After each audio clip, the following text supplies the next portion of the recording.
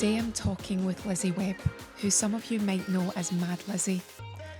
I grew up in the 1980s when Lizzie was the pioneering fitness expert on TV one of the first breakfast shows in the UK. It honestly was groundbreaking. You would get up in the morning for school, or if you were older, you might be a student or working or possibly even retired. And Lizzie made exercise fun.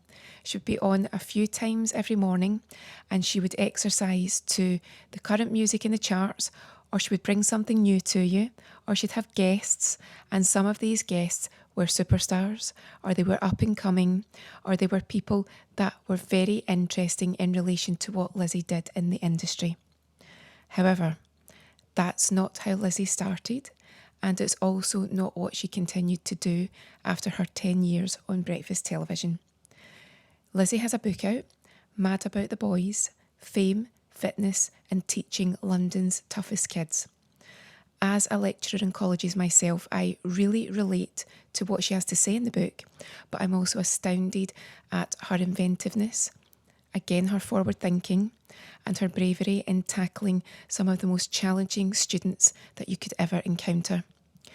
If you've ever been a student, you're a teacher, you would like to be a teacher, you're a parent, please listen to this podcast because Lizzie is such a fascinating guest. And I'll also leave you with this thought.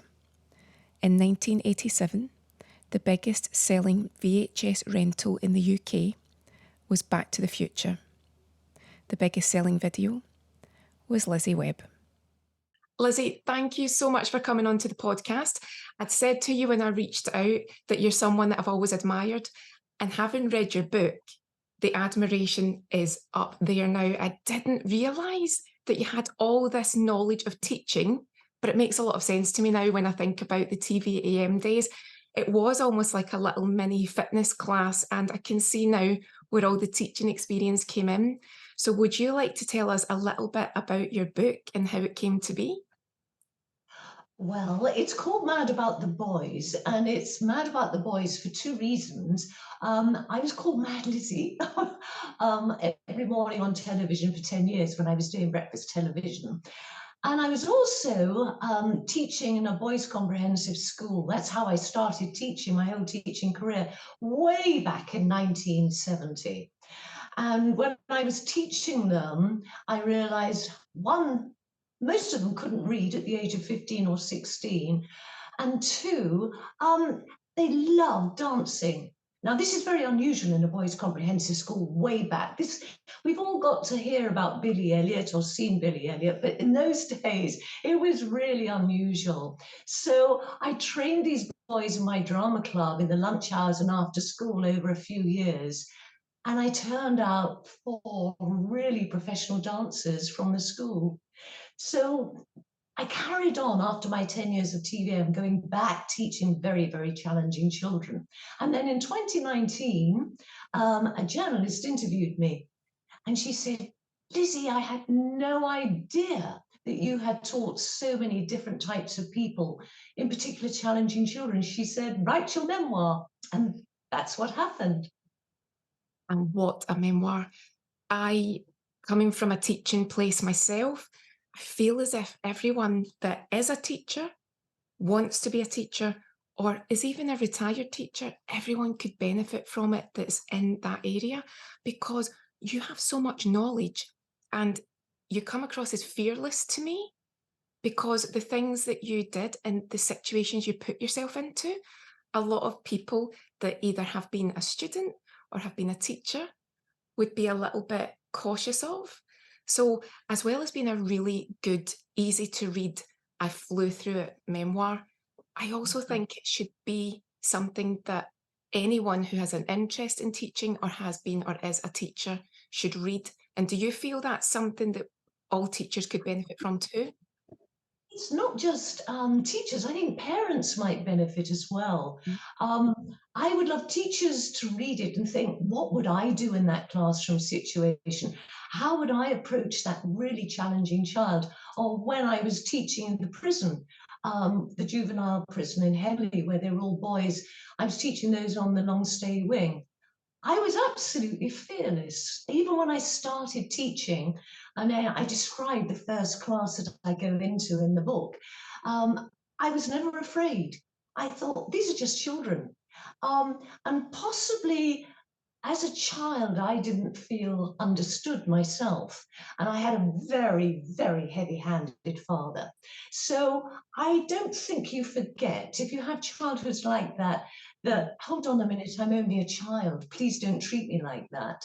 So I try to treat the boys, because it's mainly boys I've taught throughout my career in teaching, try to remember how I felt as a child, or when I failed my 11 plus. You know, in this country, we were taking an exam, and if you failed, you went to a secondary school rather than a grammar school. So it's those feelings of failure. So the boys I was teaching that couldn't read at the age of 15, and then more latterly, I was teaching young adults that couldn't read, that had families. It all made sense to me to do what I could to innovate with ideas to motivate them. And in the book, you make it so clear that giving up on someone never even crossed your mind, giving up on the job never crossed your mind, always coming up with new ways to do things. Credit where it's due, because I think in any job, there are a lot of people who don't feel like that and don't approach their work like that. So is that again something that's maybe just built in you? I think probably if I hadn't done my 10 years on Good Morning Britain, I wouldn't have been given the opportunities that when I came off screen to innovate. I've been extraordinarily lucky in my whole career where I've been allowed to experiment with ideas. So in education and on television in the morning, I was given a free hand. I mean, what a luxury for people to say, look, try what you think will work. Here are the most difficult kids we can give you. Can you turn their lives around?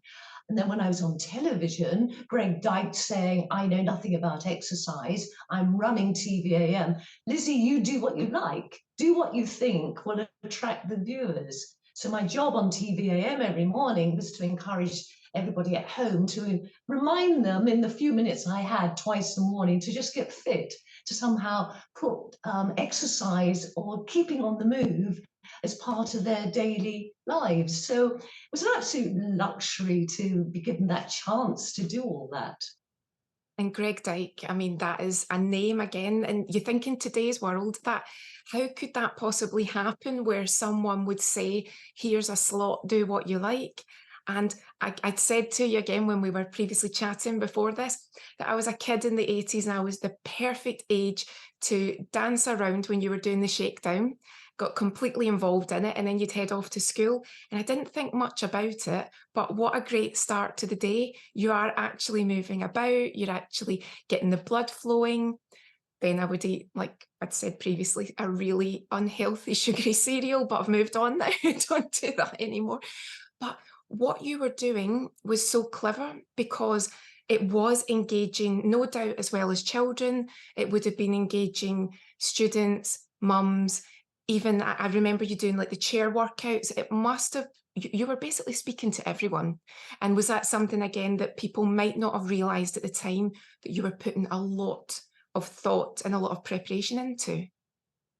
Yes, I think a lot of people probably thought I just went on for a few minutes and kicked my legs and they just put on any music. But a lot of thought, and I enjoyed in the chapters of the book explaining how I did that because you've only got two arms, two legs, and a core in between. So for 10 years, every morning, it would become incredibly boring if I just repeated so many of the things I was doing. So I would dream up different ways of attracting attention because I knew there'd be a lot of people. And the first thing in the morning, you're rushing around getting ready. You could be in the kitchen and hear my voice. It doesn't mean you're going to stop and join in. But it's amazing how people do recognize my voice from those 10 years. But I got the opportunity to think, what can I do that would attract attention? The music, and music has been such a big part of my life. And I think it is in most people. So they hear music, they want to jig around. They might not know what to do with it, but they just jig around. So the music was important. Greg said, wear what you like. Well, I don't think people want to see black in the morning, bright colours. Guests, I had wonderful guests. So I would dream up different ways of using guests. We had a program in this country called Who's Baby? So I thought, what a good way of doing that with exercise. I'll ask famous people if their children can come on with me and exercise.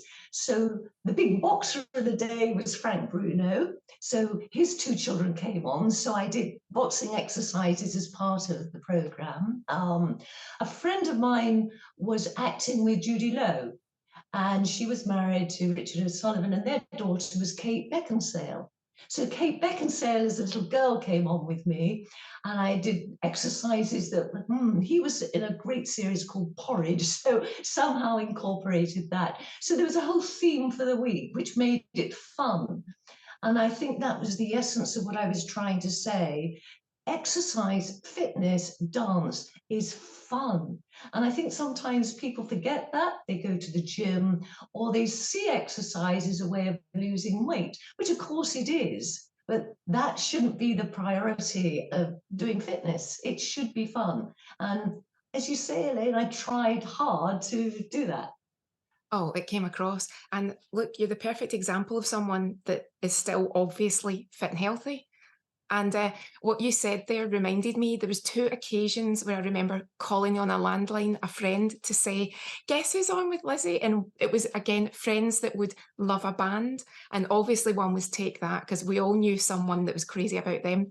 And I also remember when the London Boys were on, I knew someone that really liked them. So because I've always been an early riser, you would phone someone on the landline and you knew that you could because we're all going to school and to work. So it wasn't too early. You're like, you need to watch the next one because look who's on. And I imagine that must have happened up and down the country. Phone your friend when the Chippendales were on.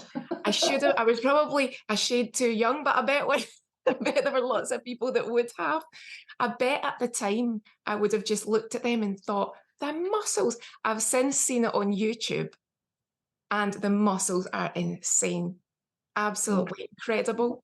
I balanced it up. I dreamt up this week with the Chippendales, and the American group were over anyway promoting their record. And of course, the records were a huge part of it. I had people like Simon Cowell sending me the music that Sunita was promoting as a record to get in the charts. And I got a lot of discs on my wall in my study where they'd given me discs for creating the hits, because sometimes no one else was playing the music. But to go back to the Chippendales, I thought I best redress the balance here. I've done a week of the Chippendales. I'll do a week of Page Three Girls. Which is what I did. So all a bit of fun. And you mentioned children earlier, and you as a young girl joining in.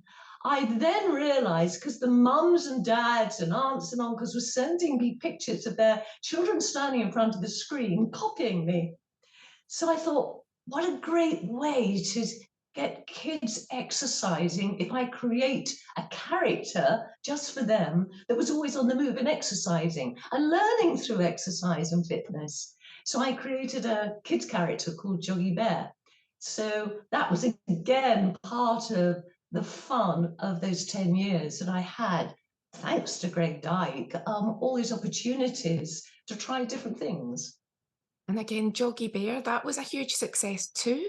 So it seems to me as if everything that you have approached, you seem to have had that teacher's intuition where you've known what, if it is children or young adults, you seem to have been able to put yourself in the headspace of what you would be looking for if you were them. And you always seem to be spot on. Well, thank you for that. It was quite interesting when I resurrected Joggy Bear going into schools. And this is going back, I suppose, round after I had been teaching in the prison, round about 2010, 2011, started going into schools and realizing once I'd been working with children that had been excluded from school in pupil referral units, really, we've got to start educating from the very, very start of a child's life. It's too late me teaching them when they're coming out of prison and so forth. But I was at that time teaching adult ex-offenders and training them in my qualification using exercise as part of the behavior management course, channeling that energy. And when I said I'm going to do Joggy Bear and you're going to join me in primary schools doing, they said, Lizzie, don't be daft. They might have done that years ago, not now. Kids now, they're used to using their screens all the time. They won't want to sing Joggy Bear and do all the antics that you've done with him. And they were wrong. And they said pretty soon after going into the first school, wow, we never expected kids to enjoy singing and dancing and exercising and learning how to count through movement and exercise, even learning how to read with the programs I was doing. So fitness for me has been all my life dancing, and I had the privilege of that when I was a young child, but right through my life, but not seeing it as a separate thing. It's part of what you do. And there's a beautiful picture in the book of you in a ballet pose. It's a gorgeous picture. And again, if anyone just thought, oh, you just roll up to TVAM and you just do some movements, not at all. You really thought it through. And again, you've got that background, not only a teacher, but a dancer, a highly trained dancer. And that leads me to, we have to talk about so many things in the book. There's a brilliant part at the end, I don't want to give everything away, but where ex-students tell a little bit about their experiences and their reflection. And one of them, it might have been Jeff, but I might be mistaken. And they say, you do not realise how unusual it was to say to people, my training was from a comprehensive. They just don't understand what you did for those boys. That's not something that is easily achieved, and it's not something that's easily replicated. You took people who were considered that, well, that they didn't apply themselves, that they were troublemakers, and out of all those boys, what was it, at least 4 or more that you could say from 1970 had and still have exceptional careers. Is that true? It's absolutely true. I think what I try to do wherever I was teaching is give life-changing opportunities. I had the fortune, although I was a very unhappy child with my father, I had the most wonderful mother and 3 sisters. And they gave me the greatest opportunity. So I played the violin and had a scholarship to the Guildhall School of Music and Drama on Saturday for 5 years. I also got into the National Youth Theatre and the days of Helen Mirren when she was there. I learned so much from that.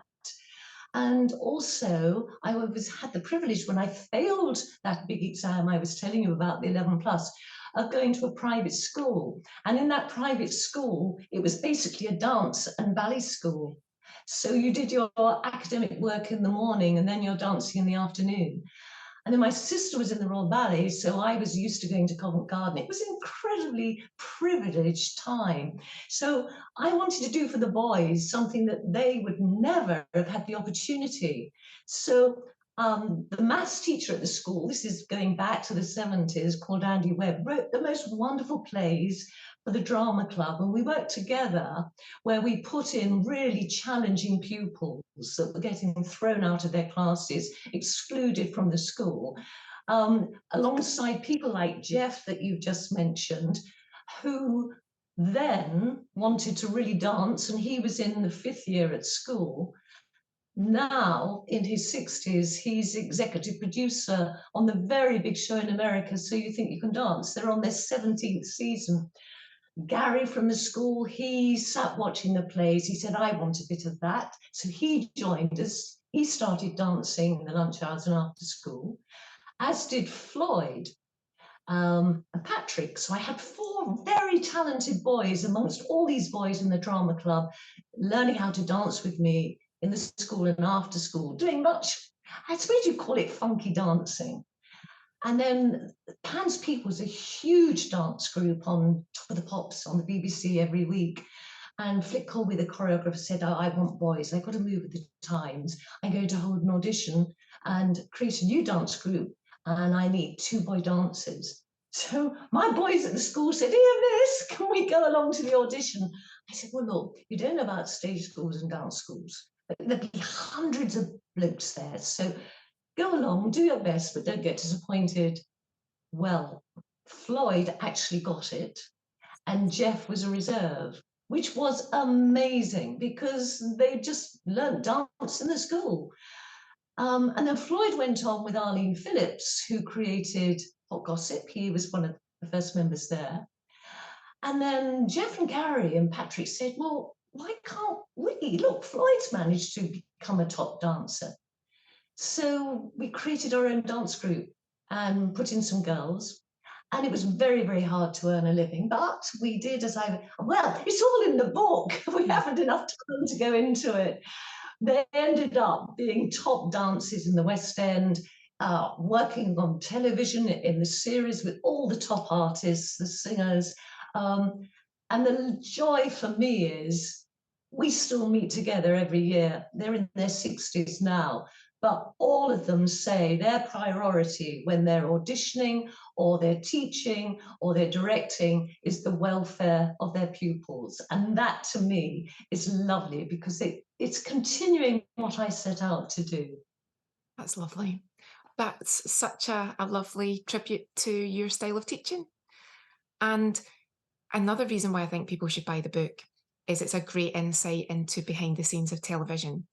It's also really interesting to see how it was made in those days because it just, even if you're not in television now, everything's so exposed that you've got more of an idea of what goes into it. And there seems to be more information out there about how difficult it is to get doors opened and how unapproachable people can be. And you're letting us in to see exactly how you did it, the hours that you kept that are crazy. I don't know when you slept, but also it seems mad now that you more or less were contacting all of these people, but then it very quickly flipped so that people were contacting you. So at the beginning, did you feel as if it was like a blank page for your television opportunity and you could literally just contact who you wanted? Or was it more or less at the beginning, just you yourself? I'll just do it as myself and see what happens. Yes, I was so nervous, I can't tell you. I shook whilst I was doing it on air because I never saw myself or wanted to be on television. I never saw myself as a fitness TV presenter. I had trained others to do it because the result of my boys being so good dancing in the Boys Comprehensive School is that the top choreographer of the day said, Lizzie, you really should be teaching in all the stage schools. So I was a bit torn between carrying on teaching really challenging pupils at that time or taking the opportunity to teach my style of dancing in all the stage schools in London. So this was the era of people like Bonnie Langford and Sadie Frost and people like that. So it was the most amazing time. But I didn't want to be on television myself. I was very happy to teach pupils to go on television. So it was a big shock. It was a greater shock, which I explain in the book a little bit, that there was actually no sisterhood. There was no welcoming from female presenters, particularly. I mean, they hardly spoke to me. The men, like Nick Owen and Mike Morris, they were great fun, the main TV presenters, and they understood my nervousness. But it was a very difficult time. And of course, now, in this country at least, people are now aware of the daytime program called This Morning, that actually what you're seeing on the sofa that looks like a very happy family, behind the scenes, they're not. But the same thing happened with me in breakfast television. And I wrote all about this way before it came out, about This Morning not being a happy family. It certainly wasn't for me. And it actually made my job almost difficult because I didn't enjoy going into the studios. But I was, to go back to your original question, able to pick up the phone and say to the manager of Take That, would you like the boys to come on with me? Because I can give them so much exposure. If I choreograph the dance right and they've not had a big hit, well, I didn't have to get any further. Yes, please. And it's the same with Simon Cowell. Simon Cowell in those days had a tiny little record company with one other director, which I go into detail about in the book. And he kept sending me all Sunita's records, and he just watched them climb up the charts. And I didn't realize how successful that was until I heard a beautiful record, the slowest record you could ever hear. And I thought, what exercises can I do to that? I need to give this record exposure. And I did, and it got into the charts with no record being played of hers. She was called Judy Boucher on any radio station. So I realized how important the music was within the news program that we were doing. And that's, again, in the book, there's so much information about what you did for different bands, groups, and people. It could be argued that you gave Simon Cowell his big break. He's given many people their break, but it could definitely be argued. What's interesting there, Elaine, is that Simon learnt the power of television for actually using music. So he was doing that with me. He was even sending me something that he thought was way off beam, but I was thrilled to use with my classical background. There was a group called Rondo Veneziana, and they were like a chamber orchestra, but doing very, very up-tempo pop music. And I said, oh, Simon, I'll use some tracks. I actually love this. You know, there were no vocals. It was great for me to use. I didn't have to speak over vocals. And it was amazing. It got as an album, this was not just a single, into the charts. And I think Simon could see, he was very astute, so astute that when I came off TVM, having worked with him about 4 or 5 years on that, he watched a program with two guys acting called Robson and Jerome. And in this television series, they were singing a song. And Simon, being Simon, picked up on that and he made them a huge hit. It stayed at #1 for years, just using these two actors, Robson and Jerome, singing what he'd seen on television. That was huge. I remember it well, everywhere, absolutely everywhere. So again, credit to you that you could have easily closed a door on Simon's ideas. You could have said thanks, but no thanks, but you didn't. It seems to me it was very rare that you would have said to someone, I'm not going to look at this, or that doesn't suit me. You appear to always have an open mind to things. I said, now you say that, I think I love a challenge. And certainly that can't be with you tonight. It's incredibly slow. And if you Google it in on YouTube, it's had millions of hits. It's just the most memorable song. So I emulated the sound by doing very, very round shapes. So I would circle the arms and then do a waist stretch. So you had the flow of the music with the flow of the exercises. So I think the combination between the two was quite important. How lucky am I that I can choreograph?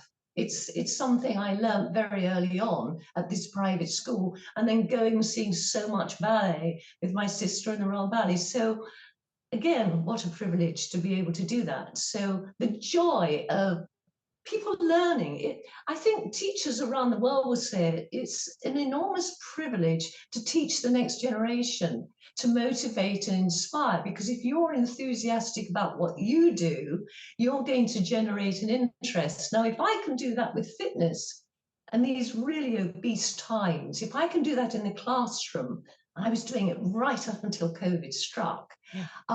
then I think that gives one hope that you can entertain and realize that children will understand fitness isn't about just having to do PE in the school hall. It's about the freedom it gives you, the mental, it just absolutely lifts you once you start moving your body.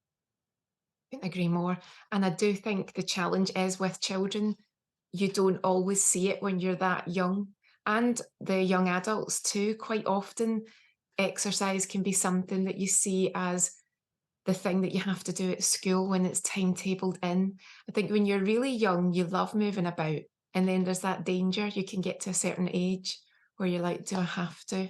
But if you can have someone like yourself that inspires you, that never changes. And I think that's what's really good about what you do. Again, I want to cover from the book beyond TVAM, what you've been doing is, again, so far and wide within creativity in sport. But I have to say, before we move away from TV AM, there are some things that if people around the world are just becoming familiar with you now, I actually wrote down the names because I couldn't believe it. So George Harrison had you to thank. That was such a famous song. I had no idea. So it's got my mind set on you. To me, that was just a very popular, successful song. I had no idea that it was on course not to be until you stepped in, but you didn't realise what you were doing. I have to be honest, he was the Beatle I always fancied. Oh, When the record company sent me his record, and of course he's now a solo artist at that time, I had to use it. And it was very up tempo. I can't sing that well. I got my mind set on you. So that was really good for me, the rhythm of that to use. And I thought, right, no one else seems to be playing this. So I'm going to keep doing it because I was able to schedule in when my things went out when I was choosing to do it. So that was fabulous. So I did it. And then once records like his or anyone's got in the charts, then that particular record will be played by stations around the world. So can you imagine going home one day and we had little machines that would record messages? And I played a message and it said, "Hi, this is George Harrison. I want to thank you for making my record a hit. I'd like to take you out to lunch." yeah. I thought it was clever. And George Harrison finding my number and calling me to thank little Lizzie for making his record a hit. What does that say about George Harrison? He could have got someone in his office to do that. Well, the full story is in the book. We haven't time, but Yeah. cut a long story short, I ended up going to his enormous, stunning mansion in Henley. He was extraordinary and he gave me so much time. We had such a wonderful time. He let me take a photograph, and of course, those photographs are treasured memories, as is a Christmas card where he apologized. He still hadn't met me. And he would make sure that we would meet up when he would stop traveling, because by then it had become #1 in America. I mean, it's just I'm blown away by it still. That's insane. I didn't realise at the time that the credit could be with yourself. But then also a song that I do like, people might disagree, Agadoo. That also. So some might say you gave you gave and you took. But that was a brilliant. Do push pineapple, shake the drink. But But I that didn't have again, to put the moves. The moves were on the back of the cover of the mm, record. You used to get sometimes in the sleeve and sometimes pictures on the back. So each thing was drawn on the back. So I didn't have to work out the moves. I thought, well, why not? Because again, it's a different sound. It's a jolly sound. I thought the kids would love it. But it it was wasn't just the kids. And I have to say, it was one of the first record gold discs I was given for making Agadoo a hit. So very different to George Harrison, to Sonia to take that. But I have to say, yeah, whenever I hear it, I think, oh, Black Lace. and I think It's it was a song of the 80s. It was definitely a fun song. You cannot take that away. But again, that's it. You gave and you took. I love it. And also, a song. oh, it's funny. You saw John Travolta and he, in theory, agreed to dance with you next time he was on the show. So technically, he did say yes. Incredible. We had a very small green room. That's where people meet before they go on to the studio floor. And I just come off doing my first slot. So my first slot was at 10 to 7. And then I closed the show at 9:18. So I came off and I walked into the green room and John Travolta was sitting there. I didn't know he was going to be there. And I went, I don't know what possessed me. I opened my mouth and I heard these words come out. "Oh, nobody told you were in. If I'd known, I'd have asked you to join me doing the exercises." Well, this poor chap wouldn't have known me from Adam. So he was charming, absolutely charming. He said, sure, okay, next time I'm in, I'll join you. Love it. But I often find the bigger the stars, uh, the more engaging and the kinder and nicer they were. I met some wonderful people, which again is in the book. And you had to get up so early, I think about 3 in the morning. So did you experience very tired celebrities, and did you know, a bit like school, if you're teaching an early class, you soon learn which ones need to waken up a bit and which ones you need to give a bit of a, like the grumpy ones, give them half an hour. Did you soon learn with breakfast television? You could see by a guest's persona, maybe their energy. I'll just nod at that one. I won't try and start a conversation. You could just tell. I think I could have got up later, but every morning I got up at 3 a.m. because I wanted to be wide awake. I Yeah. had to journey in. I had the luxury of a car pick me up every morning. I had to go to makeup, thank heavens. I had to go to sound to make sure sound would know exactly what music I was using, because it would be different at 10 to 7 and different again at 9:18, because you have different types of viewers on those two slots. So I had to go into the sound to check that they had, because I have experience of having a very big pop star on with me. And having trained in the dressing room, I would take all my guests to the dressing room, go through exactly what we were going to do, because I would never want to show anyone up. I had the misfortune with a pop star once going live on the studio floor saying, this is his latest record, I hope you like it. And sound, they played someone else's music Um, entirely, and they were live. He was very professional. I will not yeah. name who that was, but I had misfortunes like that. When you're live, I could tell you lots of stories where things go wrong when you're live. But so I had to do that. I had to check sound. I had to check lighting.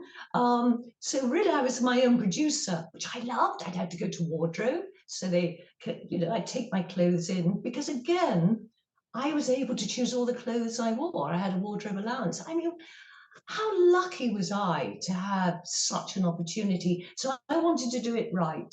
I'd get up at 3 o'clock, I'd shower and get ready. Car would take me in. I would check all these things like a producer would check them. If I had guests, I would go through the exercises or the dance routine. So I was well prepared when I went on, and people would say, how can you be so wide awake at 10 to 7? Well, that's because I've been up quite a few hours. Um, there's one female presenter that she would leave it to the last minute of coming in. But I couldn't do that. I needed to wash my hair. I needed to feel good about myself. And of course, go through the routine. So I would take my big beatbox every day into my dressing room and go through the routine over and over again, so that I wasn't thinking about what I was doing. Because if Elaine, you raise your right arm above your head, to copy me exactly, I have to raise my left. Ah, right. Yeah. So I would say, Elaine, to the viewers, to the camera, take your right arm up, and I do my left. So you could mirror image me. So I would have to know my routine, if you like, backwards, because I'm saying to you what to do to avoid any accidents. I would mirror image.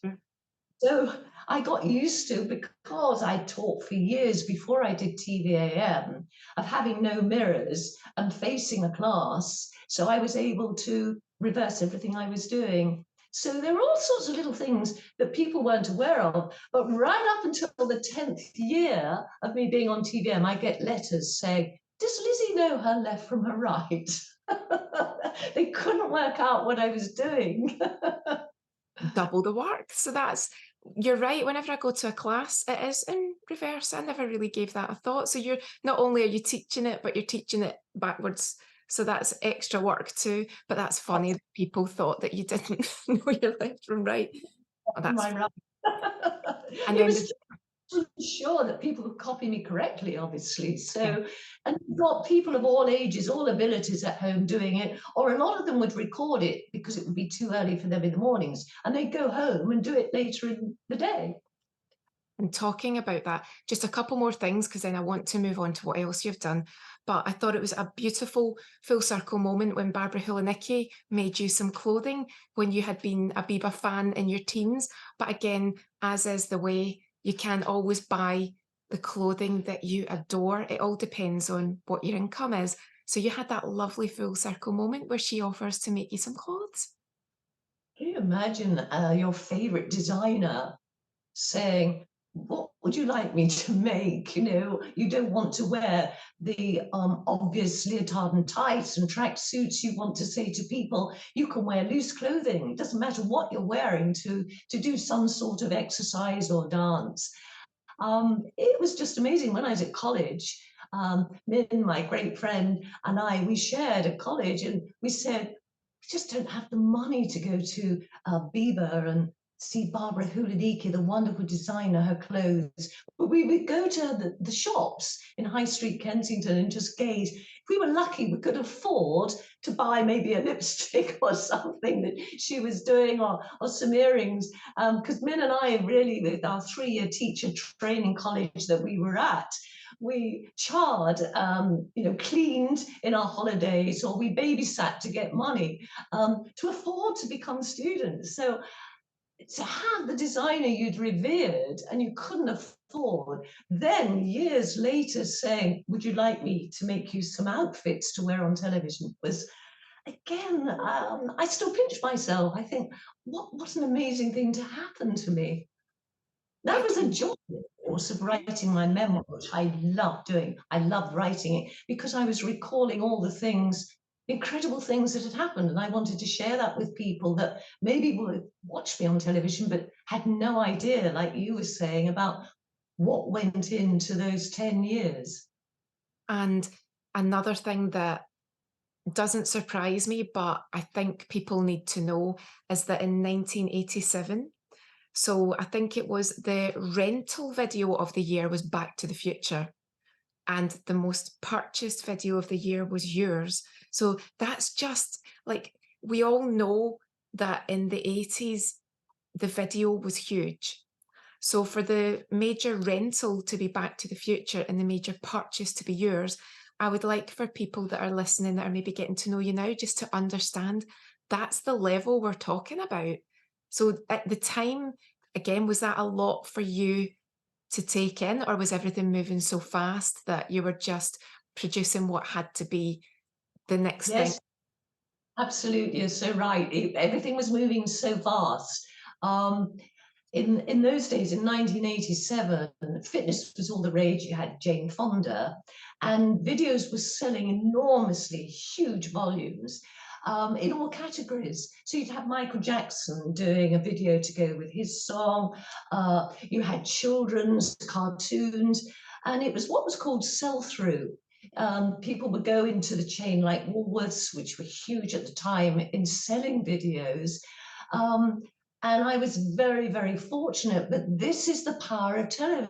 If you go back to what we were saying about Simon Cowell, if you're on television every day, you've got that exposure, which of course we're seeing very much now with programs like Love Island and all the reality TV shows. You can become very famous very, very quickly.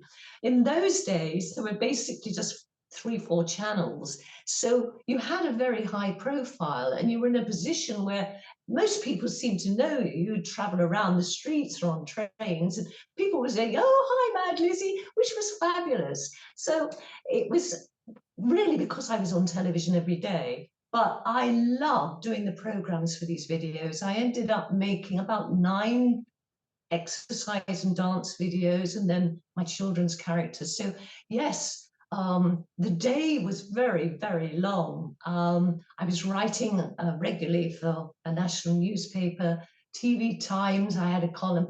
I was doing a load of things, weird things as well, opening shops, doing other TV programs, quiz shows. Great fun, doing Give Us a Clue with Michael Parkinson or Blankety Blank, all these different things, um, which is just amazing that that came out of teaching fitness on television. So, yeah, that's why I say I think writing a memoir, I think everyone should write a memoir because it brings back so many things in our fast-paced life that we forget.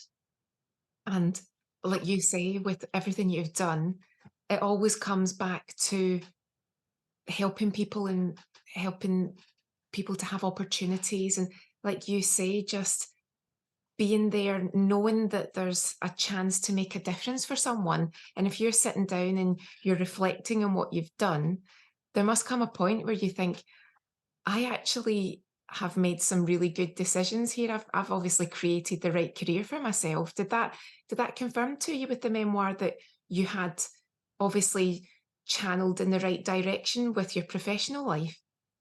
Yeah, the oddest thing was that on reflection, there was no career path. And I tried at the end of each chapter to make people think, what's coming next? Because I had no idea. I'll give you an example. My wonderful son was in the Great Britain rowing team. He was a lightweight sculler.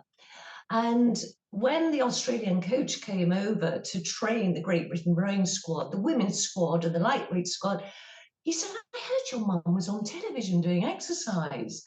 Um, as a bit of fun, can she come in and teach all the girls, just as a one-off, all the women in my squad? So I thought, well, that's a challenge. As I said, I love a challenge. I thought, I'm not going to do what I did on television. My 4 minutes I call cabaret. I'm going to do a proper exercise class that I do off screen. So I went and taught the girls. And there must have been about 30 of them in their GB rowing kits. I gave a proper class. The next day, they went to be machine tested up at the University of London at Imperial College. And the professor said, why are your abs hurting? Why are you so sore? Why are you? And they said, well, we've just done the most extraordinary class with this much older woman who's actually Ben's mum. And she said, well, this sounds really interesting. So the coach realized actually I was doing very, very strong exercises that could have an impact. So I got machine tested myself to see the strength, my abs, my obliques, my waist. I came out pretty good. So I ended up teaching the squad for 2 years, which was great. Another opportunity that I could never, ever have planned. I haven't planned anything in my career. I've now moved to retire down on the south coast of England.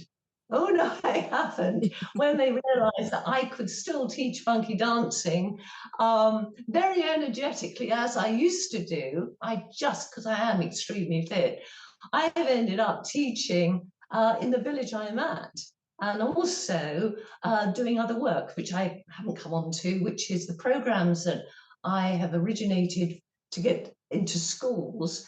I'm going into colleges to do very, very soon as well. So I'm not retiring.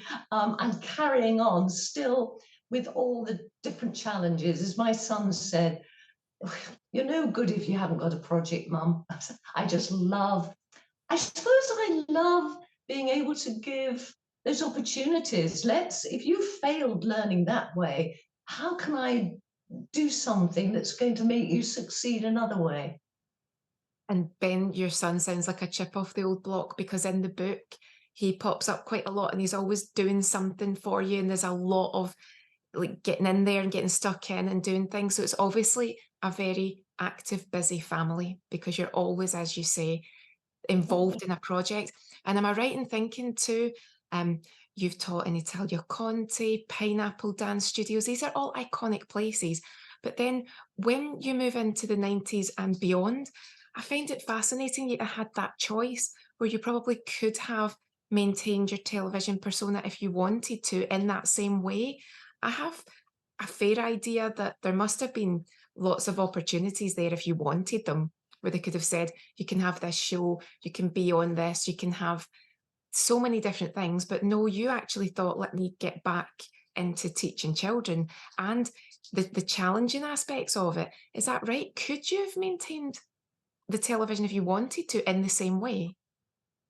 I thought, how do I want to see the rest of my life? I never thought I'd be on television. I've had amazing experiences. How can I use that? How can I use that television persona? So I've been teaching exercise in the evenings as well, and I had a class where the women, as a joke, gave their men a little card saying, there's a one-off class with Lizzie, which they came to do, which was a mixture of aerobic and strength training. And I think because my persona on television it was simple exercise, because it had to be, everyone, when they saw me in person doing it, like the Great Britain Rowing Squad, thought, oh my goodness, she really is incredibly fit. I ended up teaching a whole class full of men only. So the whole thing snowballed. And one of those men, as I explained in the book, had been a grammar school head teacher. And we got together and we said, okay, we've got to update what's happening in schools with PE. Girls do not want to go, not all of them on a football pitch. They don't all want to play other games and sport. Why are we not doing dance in school? Why are we not using the latest pop records? Why aren't we getting the kids motivated on their feet that way?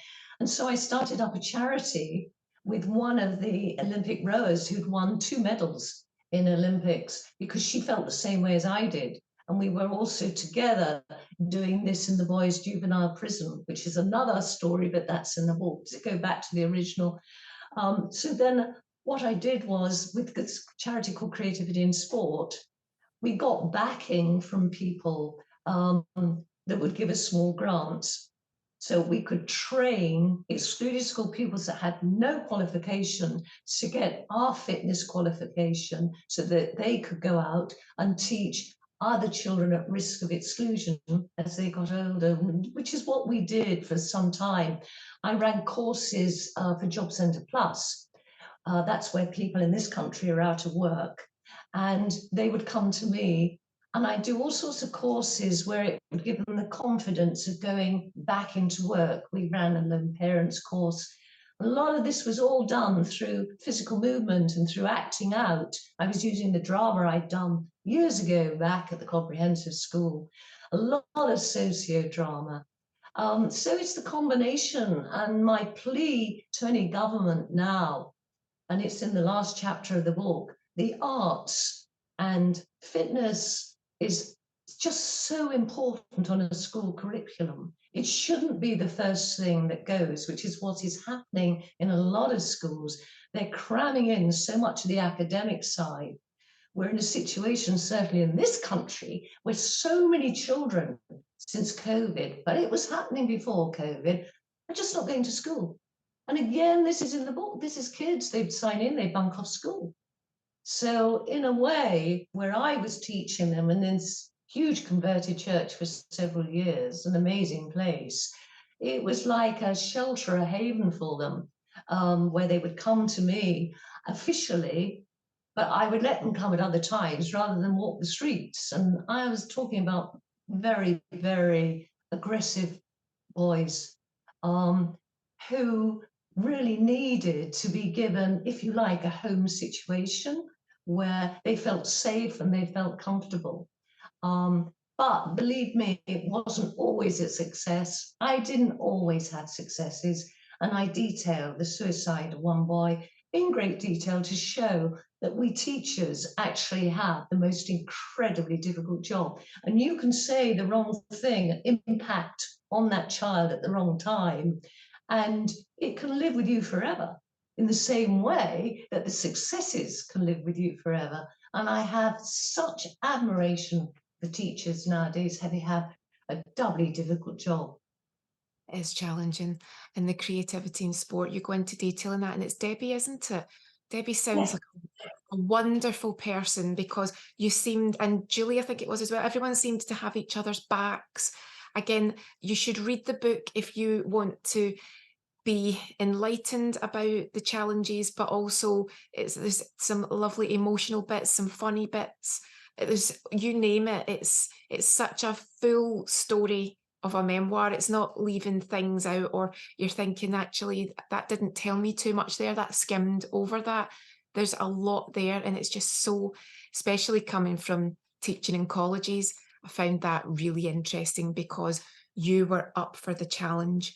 You had far more, for me, your experiences were much more intense. I was fortunate that any challenging experiences I had were quite contained within the college, and it would be like a schools group, and they might just be quite rowdy. But you had experiences that I had heard other people saying, we're going into the prisons to teach, or we're teaching these people that have got this situation. You detail it in a way that actually took away the fear for me of teaching those groups where you had just heard about it, but nobody actually spoke about it. So that's another reason why I think the book is so interesting for anyone who has either been a student, is a teacher, as you say, the parents too. I think a lot of parents don't understand the teacher's point of view, and it is really, you go into a level where it's really interesting, really eye opening, but it's still inspirational. Even the challenging bits, you still go away thinking, I understand a bit more now.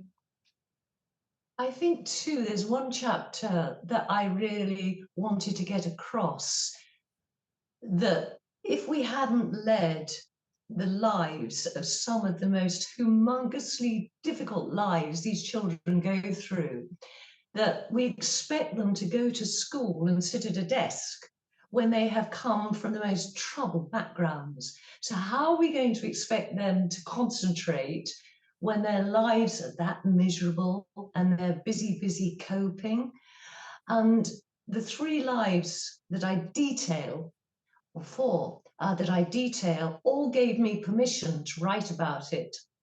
And then I met each one of them in cafes or wherever we met and read it to them.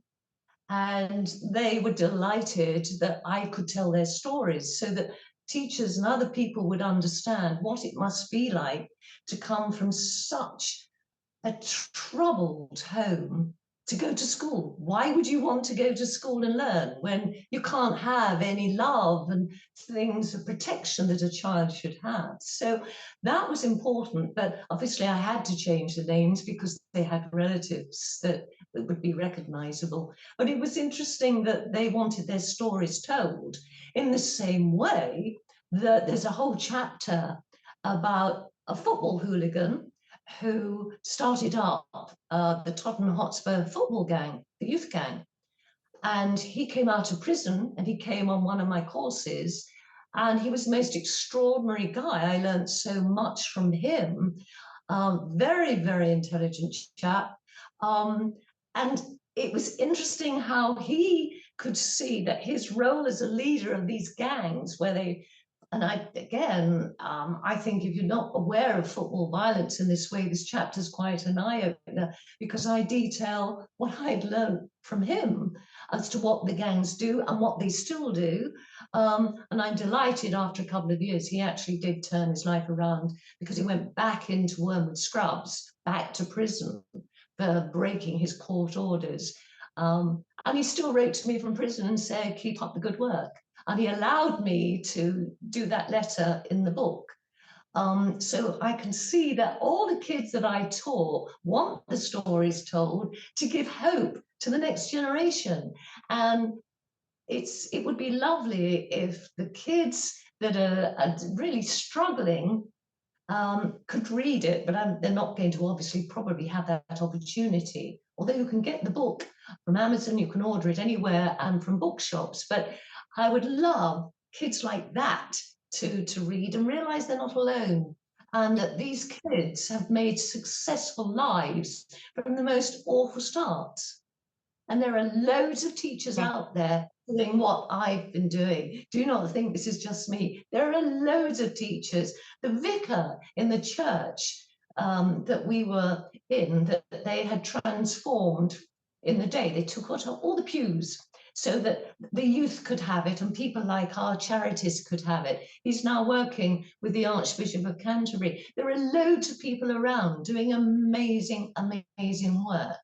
But because I suppose I had a high profile, that's how I'm able to get it across. And I did say, when I explain a lot of the things that go on in schools, they can't sack me. I speak on behalf of teachers to show what some of the schools are really like and what goes on. That's true. Because I think a lot of people must feel as if they can't say too much. And when it is a struggle and you don't know how to navigate a situation, you reminded me my very first class that I taught as a college lecturer. They said, right, you've got, I'll never forget, it was a Tuesday afternoon, and they said, you've got a small class of, I think it was 8 people, and you're going to teach them an introduction to aromatherapy, and they've all had head injuries. And I thought, what do you mean by head injuries? So I didn't have a clue. I was 25, fresh out of university, and I thought, do you mean head injuries as in, can they understand me? Can they communicate with me? So I went in completely blind and I thought, how am I? So I actually took the oils and I thought, let's not talk, let's do, let's play with the oils, let's smell the oils. And do you know what? Everyone was actually, they were fine. It was head injuries where they might have had some amnesia at some point, or they might have been getting over something. It wasn't dramatic. But I have found that schools and colleges have got a habit of throwing you in, and then you've got to discover what the issues are there and then. And that reminded me of the book, because you went into a school and you didn't know.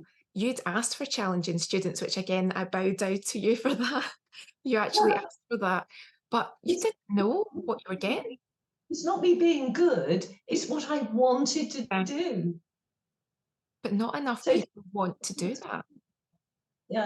yes, there are so many bits missing in my book, which is why I would love to write another one. I had the fortune to go to America to do American television. I was taken over there by a big agent that had seen me here. That's not in the book. There are loads of stories that aren't. One of the stories that connected with what you were just saying is that I went back to my teacher training college as a lecturer for a year. And I said to them, would you let me take the students that have got to teach in difficult schools? Can I be their tutor? Because I didn't want to be rude to them, but these lecturers had been lecturing in college for so many years, they were out of touch of what it was really like to go into a classroom like you were as a new student. And it needed someone that had experienced it recently, because things change, behavior changes. That's something I would write about too. I absolutely empathize with what you're saying. But you know, it was one of the most memorable experiences. I went in not knowing what to expect. That's why I connected so much with your experience, because it stays in my memory as one of the most wonderful connecting moments where we all found very quickly our middle ground.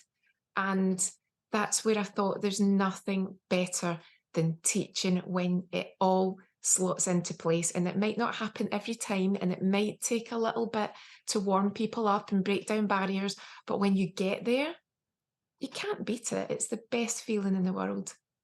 I said that earlier. It's a privilege. It's a privilege to be teaching and communicate. It's all about communication. It's how you approach people, isn't it? And how you do it. Yeah. And probably like me, you're so enthusiastic about your subject, you can't help but get that across. So they quickly become engaged. And I've always said a teacher is more than a teacher. A teacher is an actor, because you also perform. You're larger than life. If you've got a huge class in front of you, or I've had hundreds of kids when I've been doing projects in front of me. So you're larger than life. You're a social worker. You're a parent at a time looking after them as well. You're all these different roles that you play.